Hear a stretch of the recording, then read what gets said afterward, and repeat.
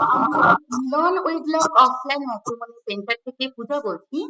আমাদের এক পাড়ে আছে অর্ণব সমাদ্দারের বাবা আলিপুর থেকে, আরেক পাড়ে আছে ঋতুজা সাহার মা, উনিও আলিপুরদুয়ার থেকেই আছেন। তো আমরা আপনাদের প্রোফাইল এক্সচেঞ্জ করেছি, আপনারা নিজেদের মধ্যে এবার কথা বলে নিন।